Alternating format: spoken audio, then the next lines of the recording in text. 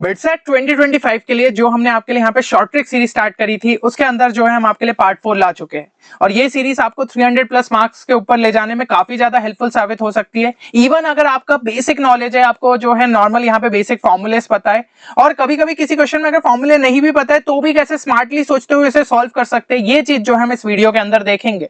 और math section generally जो कि स्टूडेंट्स को यहाँ पे लेंथी लगता है, तो यहाँ पे आपके लिए टाइम सेविंग ट्रिक्स भी जो है हम डिस्कस कर रहे हैं।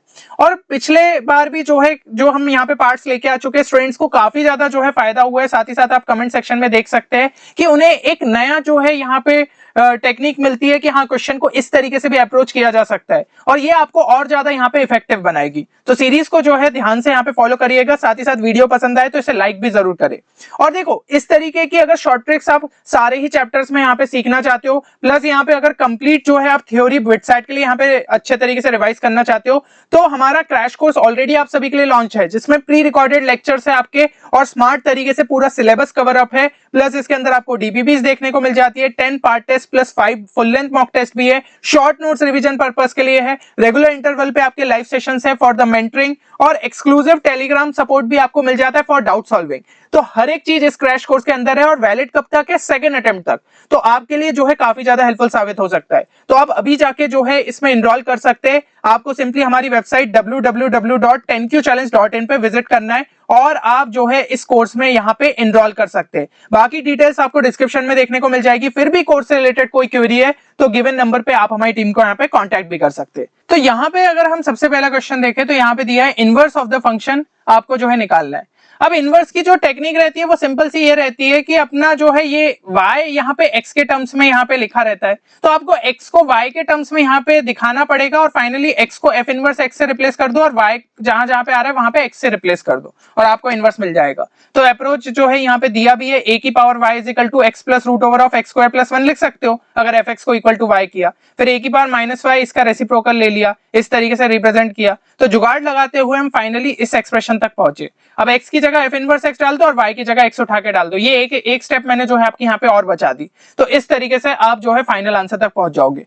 फिर भी ये ना थोड़ा सा लंबा अप्रोच है, आपको इस तरीके से यहाँ पे सोचते हुए जो है सॉल्व करने की जरूरत थी और एग्जाम में हम इतना और ज्यादा टाइम एक्स्ट्रा लगाना हमारे लिए उतना ज्यादा सही नहीं रहेगा। हम उसके अंदर और क्वेश्चन सॉल्व कर सकते हैं ना। तो आप क्या करते, आप इसको थोड़ा सा जो है लॉजिकली सोचने की कोशिश करते हैं ना, शॉर्ट ट्रिक यहाँ पे अप्लाई करते तो क्वेश्चन और जल्दी सॉल्व हो जाता। अब यहाँ पे शॉर्ट ट्रिक क्या थी? इनवर्स वाले क्वेश्चन में एक चीज ध्यान रखना, देखो हमारा जो फंक्शन रहता है ना उसकी एक डोमेन रहती है और उसकी एक रेंज रहती है। अब इनवर्स के लिए ये चीज क्या हो जाती है, जो आपके fx की डोमेन है that will act as a range for your inverse function and range will act as domain for the inverse function. ये चीज बस जो है सिंपल सा कॉन्सेप्ट यहाँ पे याद रखना। तो अब अगर मैं जो है f की जगह यहाँ पे 0 डालू, मतलब कि ये मैं उसके अंदर डोमेन डाल रहा हूं, ठीक है ना, x की वैल्यू यहाँ पे मैं जो है 0 डाल रहा हूं, तो मुझे ये वैल्यू क्या हो जाएगी 0 plus root over of 0 square plus 1, मतलब log 1 आ रहा है विच इज इक्वल टू 0। तो अगर मेरा f0 इक्वल टू 0 आ रहा है तो अब ये वैल्यू उठा के, क्योंकि मैं क्या कर रहा हूं, जो मेरे फंक्शन की यहाँ पे रेंज है वो एज अ डोमेन एक्ट करेगी फॉर द इनवर्स, तो मैंने इसके अंदर अगर 0 डाला तो ये वैल्यू जो है मुझे मिलनी चाहिए इक्वल टू 0। समझ रहे हो ये चीज? तो आपको ऑप्शंस एक बार चेक करने थे कि कौन सा ये चीज मुझे देता। तो यहाँ पे अगर मैंने जो है 0 डाला तो a की पावर 0 माइनस a की पावर माइनस 0, हाँ ये इक्वल टू 0 दे रहा है। a की पावर 0 प्लस a की पावर माइनस 0, तो ये 0 नहीं दे रहा है। फिर ये वाला अगर देखें तो defined for only x greater than 0, अरे भाई x इक्वल टू 0 पे तो ये चीज सेटिस्फाई हो जा रही है, मतलब कि हो ही रहा है, तो ये ऑप्शन भी अपना यहाँ पे गलत। और जब हम सब्स्टिट्यूशन यहाँ पे यूज करते हैं तो ऐसे केसेस में नन ऑफ दिस के चांसेस काफी कम रहते हैं। ये ऑलरेडी मैं प्लेलिस्ट के अंदर कई वीडियोस में आपको बता चुका हूँ, पिछले वीडियोस भी आप जाके चेक कर सकते हो। तो फाइनली आंसर क्या हो जाएगा? Option A. इस तरीके से स्मार्टली आप जो है इस क्वेश्चन को यहाँ पे सॉल्व कर सकते थे। समझ रहे इस चीज को? चलिए अब जो है अगला क्वेश्चन अगर हम देखें तो अगला क्वेश्चन हमारा यहाँ पे क्या दिया है, a line makes angle alpha beta gamma with the coordinate axis और if alpha plus beta is equal to pi by 2 तो cos alpha plus cos beta plus cos gamma का होल स्क्वायर किसके इक्वल रहेगा? ये simple सी चीज बोली जा रही है।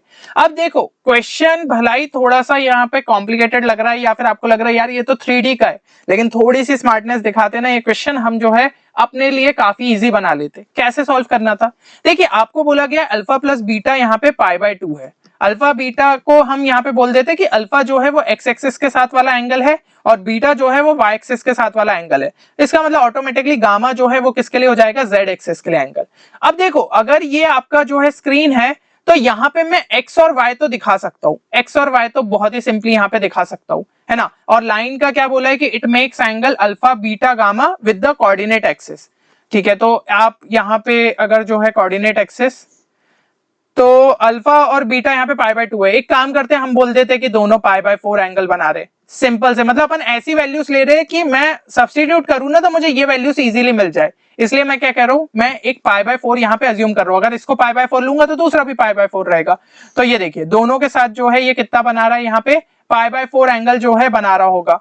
ठीक है ना, अपन जो है इस तरीके से ले लो, एक काम करो, ठीक है, ये जो है दोनों के साथ यहाँ पे कितना एंगल बना रहा होगा, पाई बाय 4 बना रहा होगा। ये दोनों के साथ क्या एंगल बना रहा होगा, यहाँ पे पाई बाय 4 बना रहा होगा। इस तरीके से अपन ने यहाँ पे ले लिया।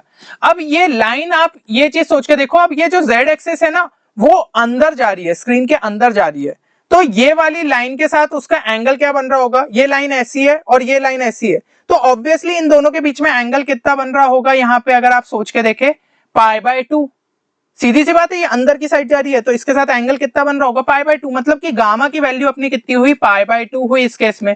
तो बस उठा के यहाँ पे डाल दो cos pi by 4 plus cos pi by 4 plus cos pi by 2 का होल स्क्वायर। तो भाई पाई बाय 4 और पाई बाय 4 ये क्या हो जाएंगे, 1/√2 1/√2 1/√2 इंटू 2 अगर मैंने कर दिया तो ये अपना कितना हो जाएगा √2, और cos पाई बाय 2 कितना होता है, 0 होता है। √2 का स्क्वायर क्या हो जाता है, that will be equal to 2। Option से एक बार चेक कर लीजिए कौन सी वैल्यू हमें जो है हमारा आंसर दे रही है। तो ये वैल्यू तो इक्वल टू 1 दे रही है। ये वाला अगर जो है अपन यहाँ पे चेक करें तो ये अपने को दे रहा है भाई, ये अपने को दे रहा है इक्वल टू 2, ये भी अपने को नहीं दे रहा है। ठीक है, तो सिर्फ ऑप्शन सी अपना सेटिस्फाई हो रहा है। फिर से जैसा कि मैंने बताया नन ऑफ दिस के चांसेस कम रहते, तो हम ऑप्शन सी के साथ यहाँ पे जा सकते थे। समझ में आ रहा है, आप जो है ना क्वेश्चन को स्मार्टली सॉल्व करोगे तो क्वेश्चन अपन अपने हिसाब से मैनिपुलेट करके आंसर निकाल सकते हैं। अब नेक्स्ट क्वेश्चन पे चलते हैं, nth roots of unity are इन।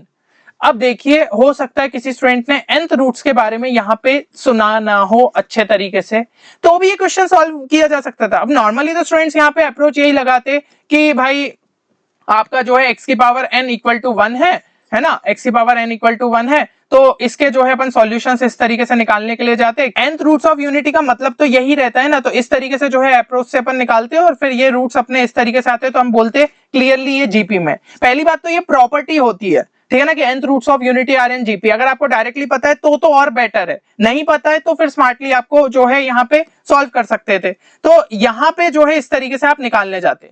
लेकिन आपको अगर nth रूट के केस में नहीं जाना था तो आपको एक टर्म तो पता था यहाँ पे क्यूब रूट्स ऑफ यूनिटी, ये तो बार बार पढ़ते हो, ये चीज तो आप बार बार पढ़ते हो। अगर ये भी पता था तो भी ये क्वेश्चन सॉल्व हो जाता। क्यूब रूट्स ऑफ यूनिटी क्या होते हैं, 1 ओमेगा ओमेगा स्क्वायर।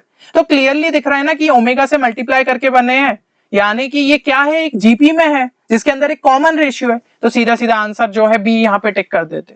तो कभी कभी चीजें अपने को दूर से ऐसे कॉम्प्लिकेटेड दिखती है, पर अगर उससे रिलेटेड कोई भी टर्म पता है तो अपन आंसर तक यहाँ पे पहुंच सकते। ये सिंपल सी चीज जो है आपको यहाँ पे समझनी पड़ेगी। तो होपफुली ये सीरीज आप सभी को पसंद आई होगी। लाइक जरूर करिएगा वीडियो को, प्लस यहाँ पे चैनल को सब्सक्राइब कर लीजिए, क्योंकि और भी ऐसे वीडियोस लगातार आपको फर्स्ट अटेम्प्ट के पहले देखने को मिलेंगे। और जो स्टूडेंट्स इस वीडियो को मिस कर रहे हैं वो वैसे भी एक अच्छे स्कोर तक शायद ना पहुंच पाए, क्योंकि ये शॉर्ट ट्रिक्स ने पिछले 5 सालों से स्टूडेंट्स को जो है काफी ज्यादा हेल्प किया है और आपके फर्स्ट अटेम्प्ट के अंदर भी काफी ज्यादा हेल्पफुल साबित हो सकती है।